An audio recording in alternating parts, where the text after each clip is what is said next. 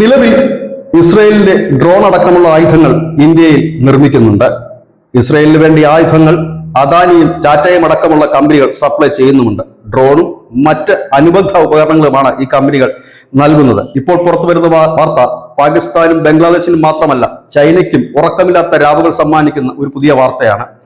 Israel അവരുടെ ഏറ്റവും മാരക പ്രഹരശേഷിയുള്ളതും ഏറ്റവും നൂതനമായതുമായ ഒരു ആളില്ലാ വിമാനം ഇന്ത്യയിൽ നിർമ്മിക്കാൻ തീരുമാനിച്ചിരിക്കുന്നു എന്നുള്ള ഒരു വിവരമാണ് ഇപ്പോൾ പുറത്തു വരുന്നത്. ഒരു നൂതന ആളില്ലാ വിമാനമാണിത്. 35,000 അടി ഉയരത്തിൽ 2 ദിവസം ഇതിന് സഞ്ചരിക്കാൻ കഴിയും വായുവിൽ. ഇത് തന്നെയാണ് ഇതിന്റെ ഏറ്റവും വലിയ ഹൈലൈറ്റ്. ഇസ്രയേൽ എയറോസ്പേസ് ഇൻഡസ്ട്രീസ് അഥവാ IAI വികസിപ്പിച്ചെടുത്ത ഹെറോൺ MK എന്ന് പറയുന്ന ഒരു വലിയ ഡ്രോൺ ആണ് ഇത്. നിലവിൽ ഇന്ത്യൻ സേന ഇത് ഉപയോഗിക്കുന്നുണ്ട്. 2 എണ്ണം മാത്രമാണ് ഇന്ത്യൻ സേന ഉപയോഗിക്കുന്നത്.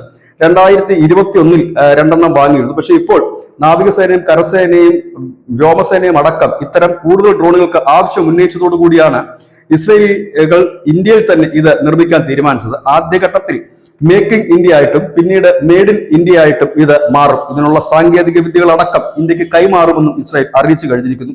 ഏതാണ്ട് ഇപ്പോൾ ഇസ്രായേലിന്റെ ആയുധങ്ങളുടെ ഒരു വലിയ പങ്കും നിർമ്മിക്കുന്ന ഒരു രാജ്യമായി ഇന്ത്യ മാറുകയാണോ എന്ന് സംശയം ജനിപ്പിക്കുന്നു. കാരണം അവരുടെ ഏറ്റവും നൂതനവും മാരകവുമായ ആയുധങ്ങൾ ഇപ്പോൾ നിർമ്മിക്കുന്നതിനായി അവർ തിരഞ്ഞെടുക്കുന്ന രാജ്യങ്ങളിൽ ഒന്ന് ഇന്ത്യയാണ്.